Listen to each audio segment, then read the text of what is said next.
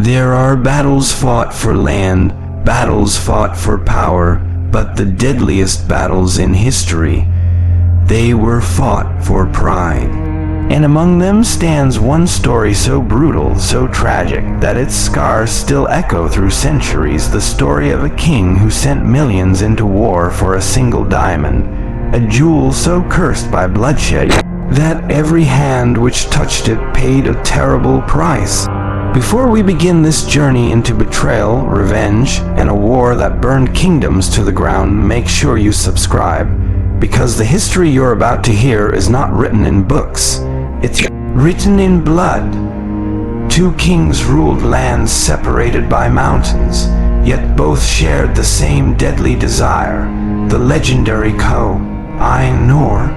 For years, stories of its unmatched brilliance traveled from kingdom to kingdom, each tale adding fuel to the flames of obsession that burned inside their hearts. What began as fascination slowly transformed into madness, until the diamond became more important than their people, their peace, and even their own sanity. King Zorawar Singh would often sit alone at night, staring at the fading flames of his palace torches, imagining the Koh-i-Noor resting in his palm. He believed the jewel was destined for him, a symbol of power that would cement his name in history forever. No advisor dared question him. They knew his dreams had already begun to control him. Every decision he made revolved around one goal: getting the diamond, no matter the cost. On the other side of the mountain ranges, King Kamran Shah was fighting his own demons. He believed the Koh-i-Noor was the key to restoring the glory his ancestors once had. In his mind, the diamond was not just a treasure. It was redemption, a path to reclaiming lost honor and respect. His mind twisted these hopes into obsession until he could think of nothing else. Whispers of the diamond's power spread through both palaces.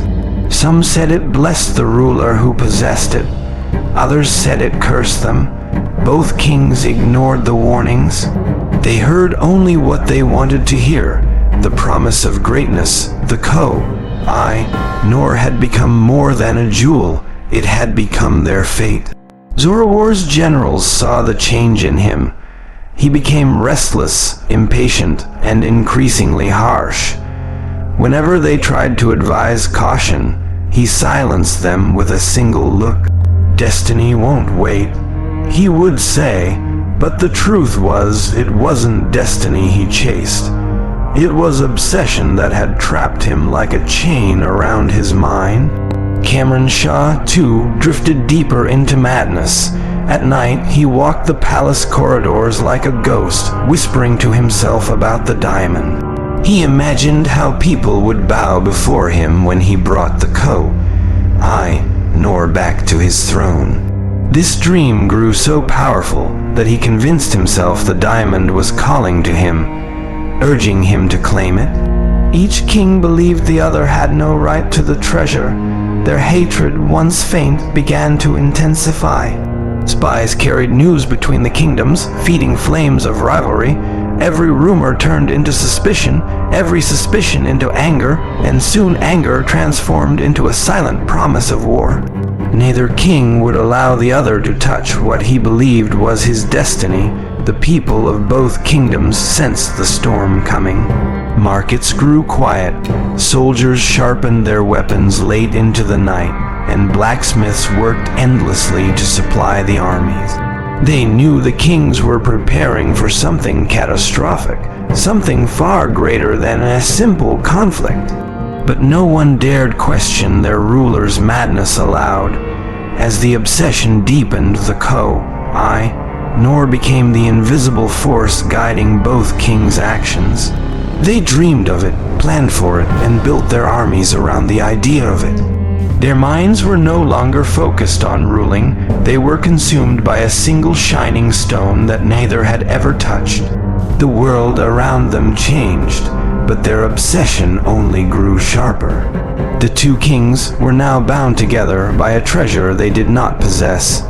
Yet one, they were both willing to destroy everything to claim. And so the path to war was carved not by swords, not by destiny, but by the growing madness inside their hearts. The two armies began their march long before sunrise, their footsteps echoing through valleys still wrapped in mist. As they moved, the earth trembled beneath them, as if warning them of the bloodshed to come.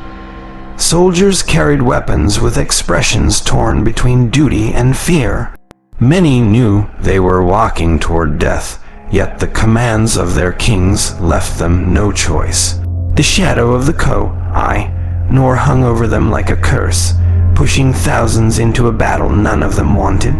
Tension spread across the land as both armies approached the border where the mountains opened into a vast plain. Birds abandoned their nests, sensing the violence that loomed. Even nature seemed to step back, leaving only silence before the storm. Messengers raced between units, urging formations to tighten and shields to rise. Every man braced himself, preparing for a war sparked by a jewel that most had never even seen. When the first horns sounded, they cut through the cold morning air with a haunting clarity. Soldiers froze for a brief second, their breath trapped in their chests, before the two forces surged forward like waves crashing against each other. Steel met steel in bursts of sparks. Shields splintered, arrows darkened the sky, and the ground began to stain red faster than the soil could absorb it. The noise of battle grew overwhelming, screams, metal clashing, horses crying out in pain. The kings watched from opposite cliffs, believing this chaos would bring them closer to the Koh-i-Noor. They saw thousands dying but felt no guilt, blinded by their obsession. To them, every fallen soldier was simply a stepping stone toward the diamond. As the hours passed, the battlefield became unrecognizable. Bodies lay scattered across the plain, armor cracked, weapons broken. Smoke from burning siege wagons drifted upward, creating a dark cloud that blocked out the sun. Survivors fought with desperation, knowing retreat was impossible. The war had swallowed them entirely, offering no way back.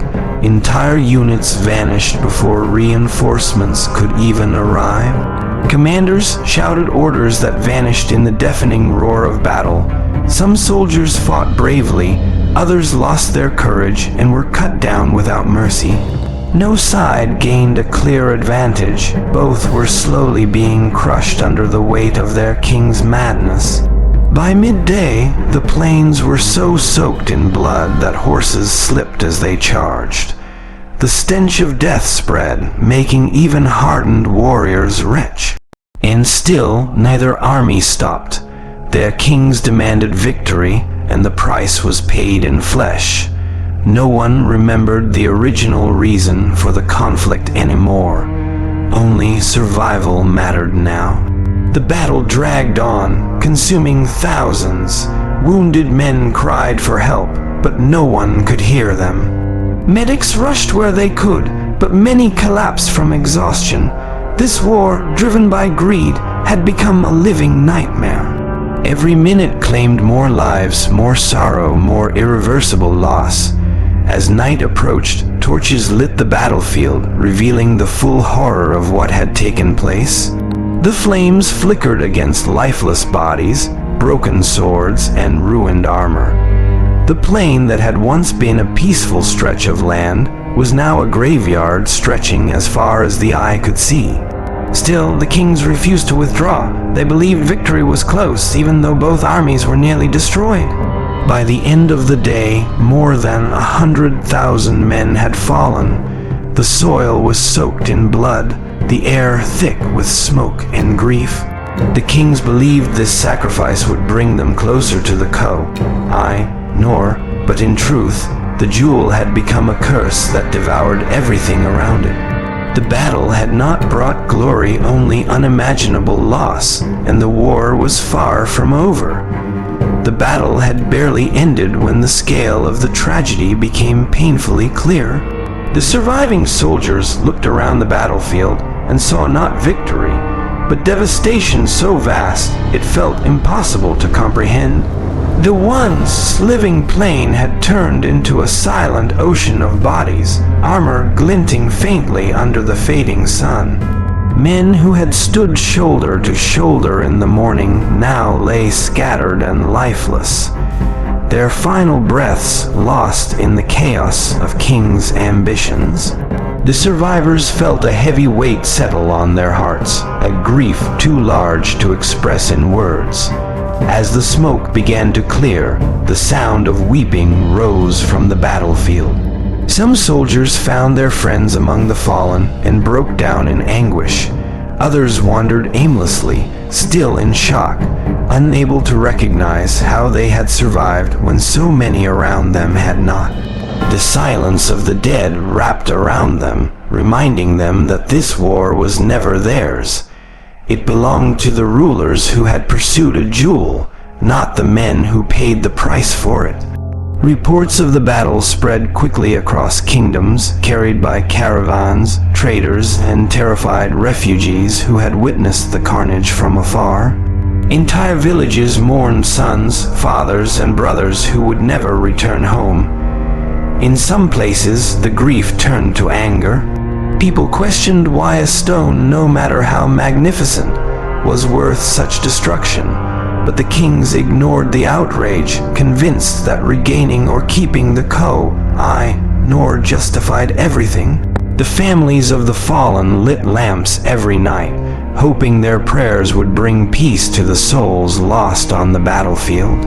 Mothers cried over empty beds, lovers stared at letters their beloved would never read, and children asked questions no adult could answer. The war had torn holes in households across the land, leaving scars that would last for generations. Yet, the rulers remained unmoved, treating this enormous sacrifice as merely another step toward power. Meanwhile, the courts of both kingdoms tried to hide the true scale of the loss. Chroniclers were ordered to adjust numbers, soften descriptions, and present the battle as necessary and heroic. But those who had fought knew the truth. They had seen the endless rows of bodies, the shattered shields, and the misery etched onto every survivor's face.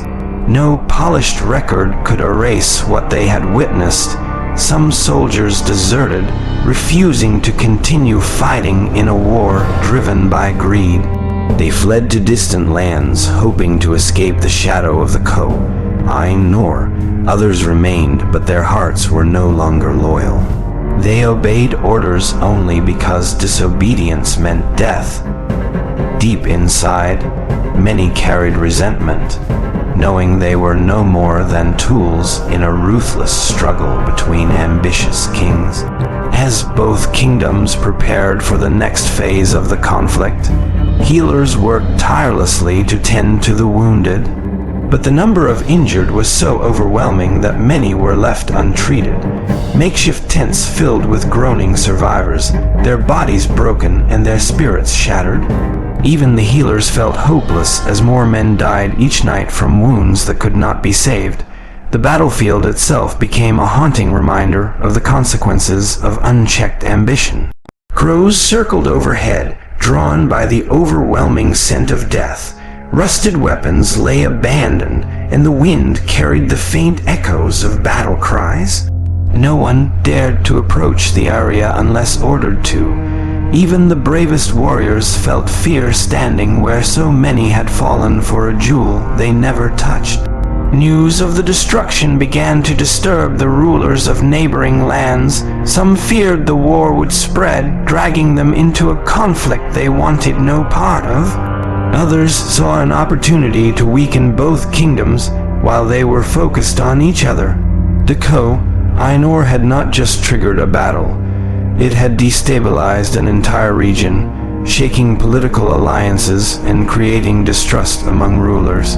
Despite everything, the kings continued their pursuit, blinded by the belief that possessing the Koh-i-Noor would secure their legacy. They failed to see that their legacy was already being written in blood and sorrow. The The jewel had not brought them closer to greatness.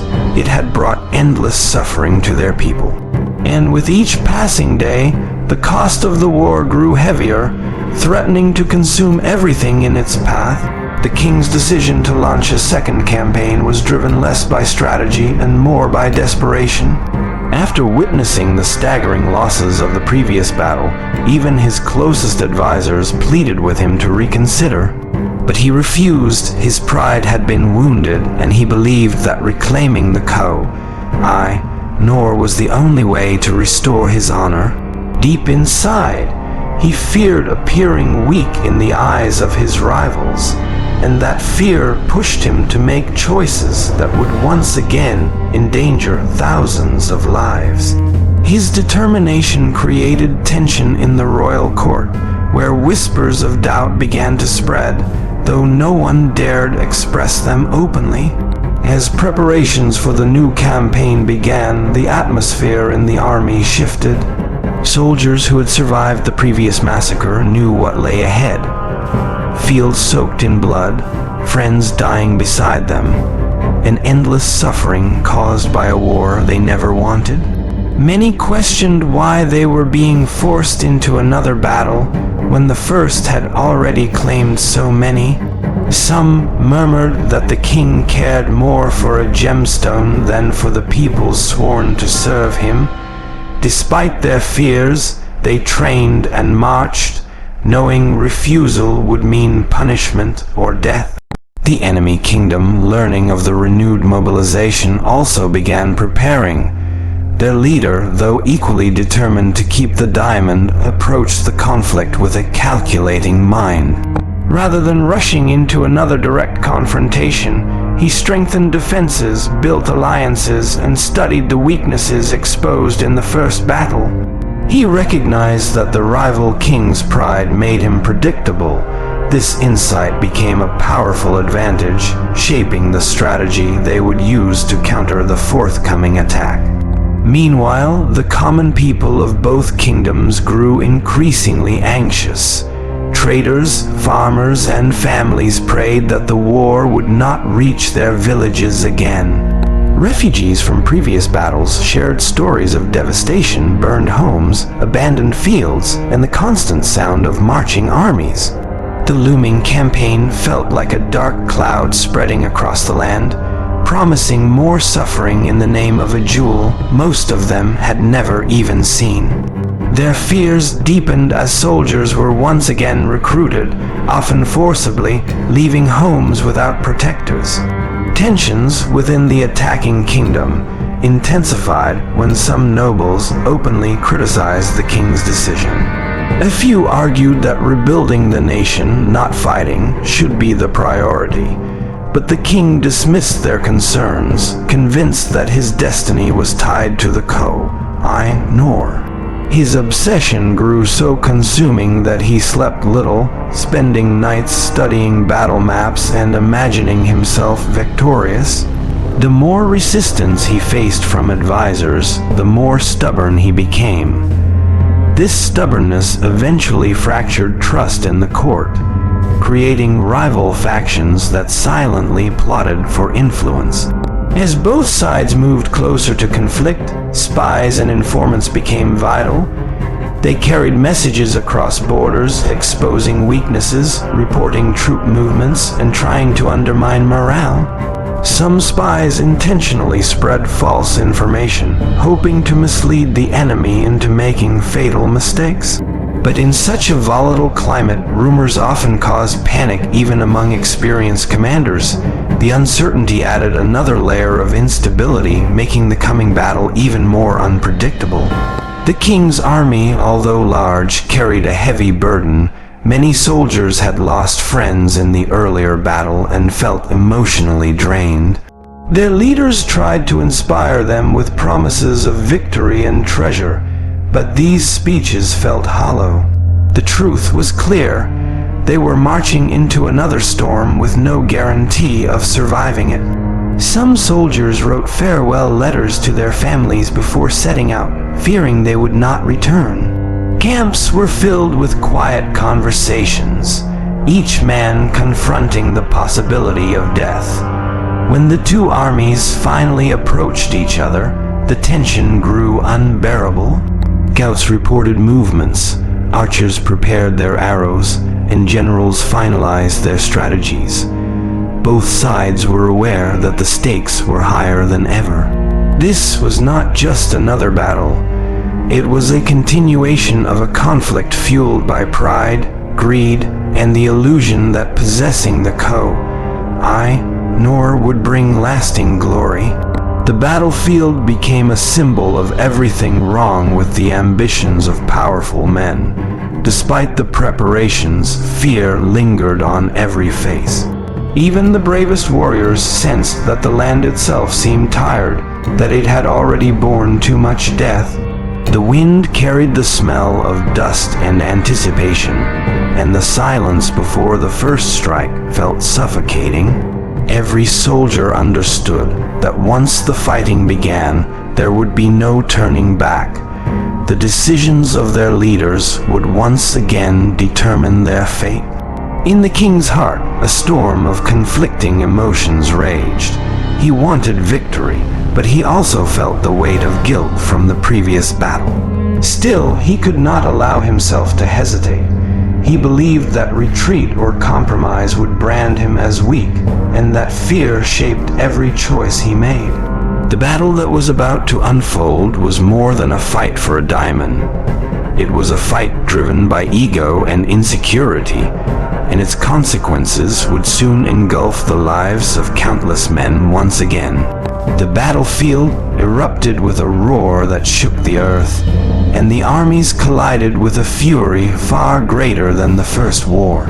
Soldiers who had marched for days found themselves thrown instantly into chaos, swords clashing, arrows darkening the sky, and the screams of the wounded echoing across the plains.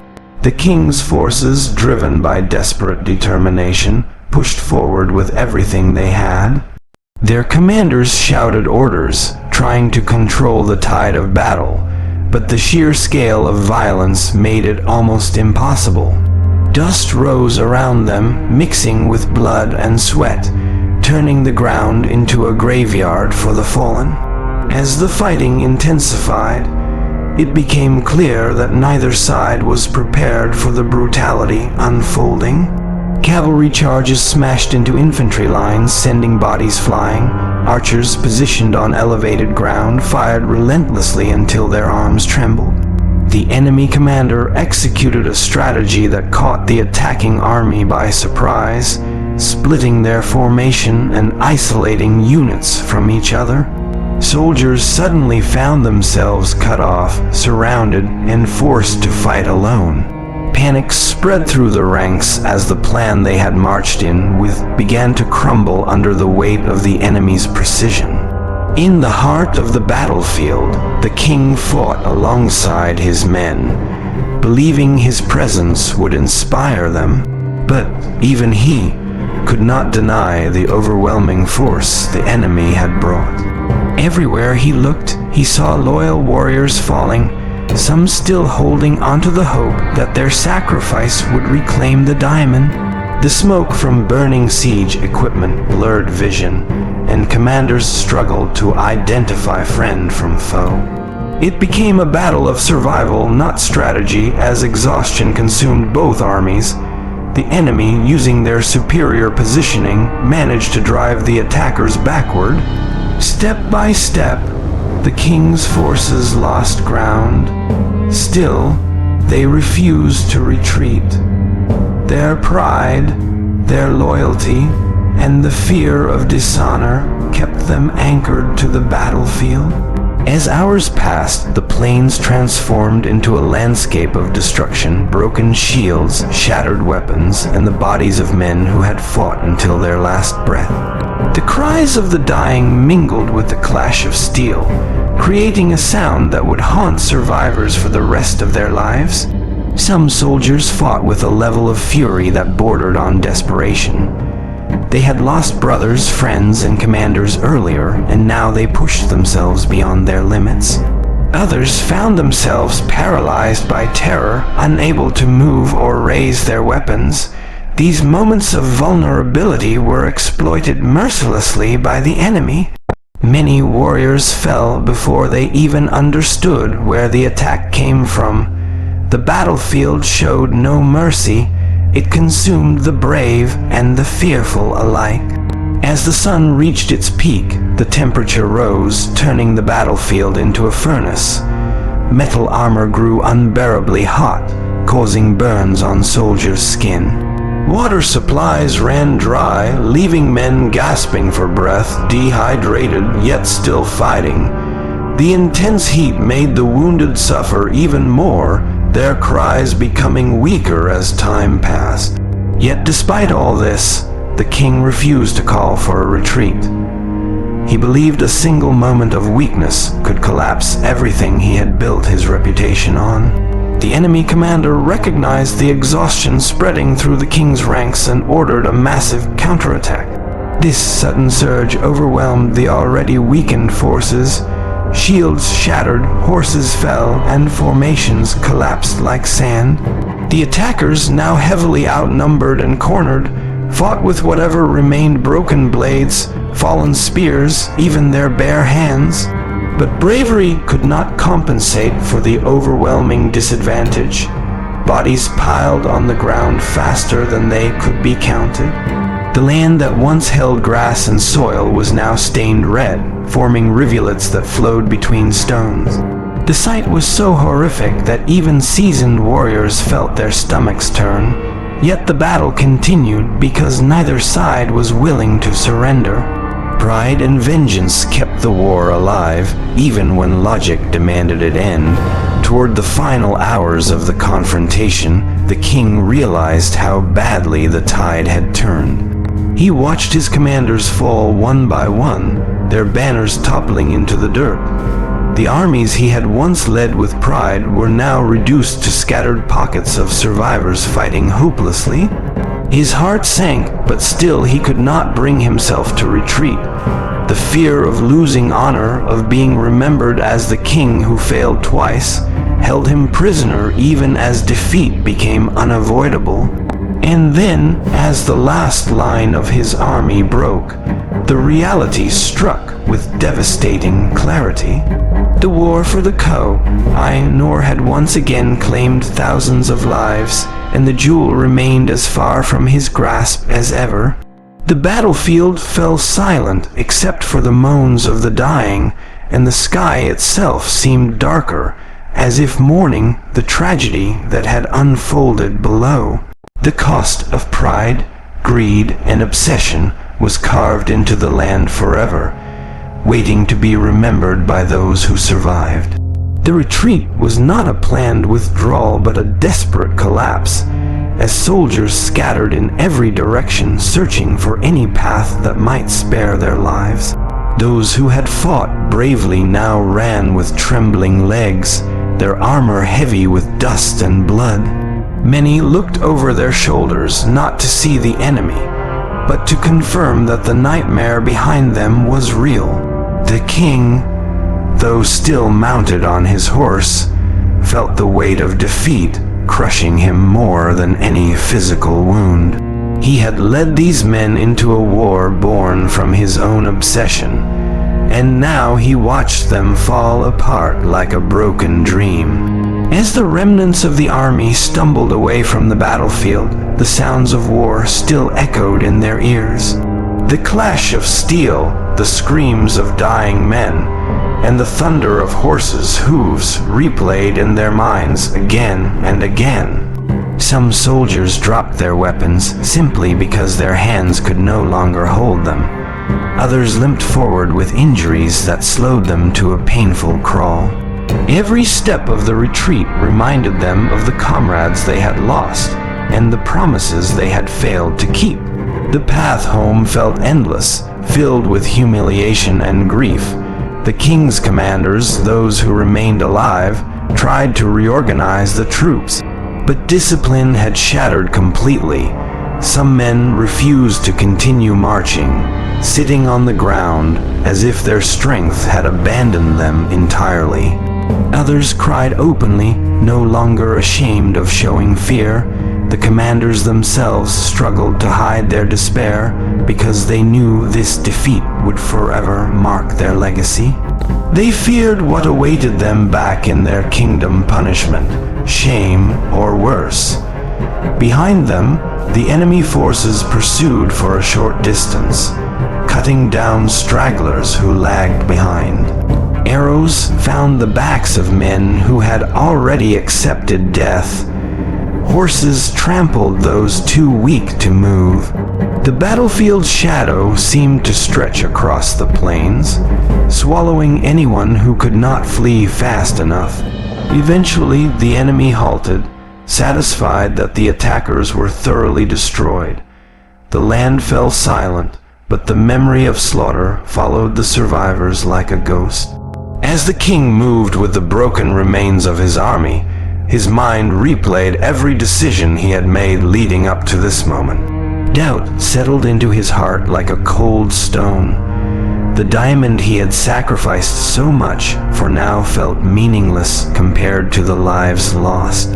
For the first time, he questioned whether his cause had ever been worth it. Yet he could not voice these thoughts. A king was expected to be unshakable. But deep inside, guilt tore through him more fiercely than any blade could. Villages along the route watched in horror as the defeated soldiers passed. Mothers covered their children's eyes, unwilling to let them witness the sight of war. Broken men, elders whispered prayers, and farmers offered water to the wounded. But even kindness felt heavy because everyone knew this war had achieved nothing except sorrow. Some villagers wept quietly at the sight of the king, not out of respect, but out of fear that future battles might soon follow. As the retreat continued, tensions grew among the soldiers. Some blamed the king for the disaster. Others blamed their commanders or the spies who had misled them. Rumors spread quickly, fueled by anger and fear. Small fights broke out within the retreating group as tempers frayed.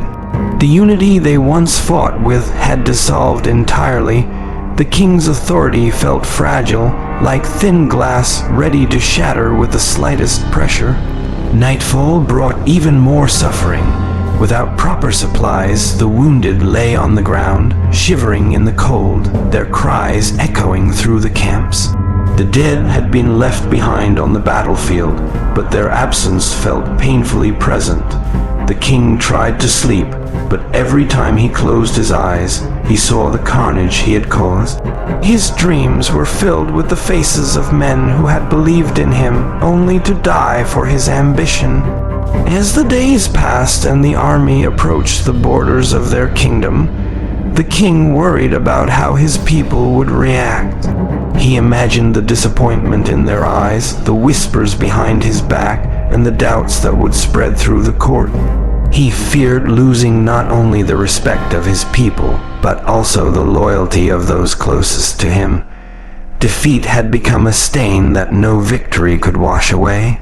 Yet, even in their broken state, the survivors continued moving forward because returning home was their only hope. They carried no trophies, no signs of triumph, only wounds and memories. And as they crossed into their homeland, the king realized that though the battle had ended, the consequences of his decisions were just beginning. The war for the Koh-i-Noor had not only taken countless lives, it had reshaped the fate of an entire kingdom, carving a scar that would never truly heal. Whispers of rebellion began long before the army even reached the capital. The news of defeat traveled faster than the wounded soldiers, spreading from village to village like wildfire.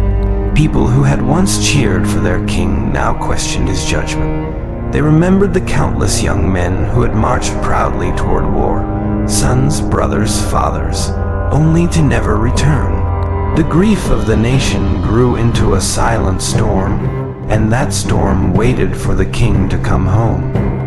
By the time he approached the city gates, the atmosphere had already shifted from loyalty to doubt. Within the royal court, the king's most trusted advisors met in secret.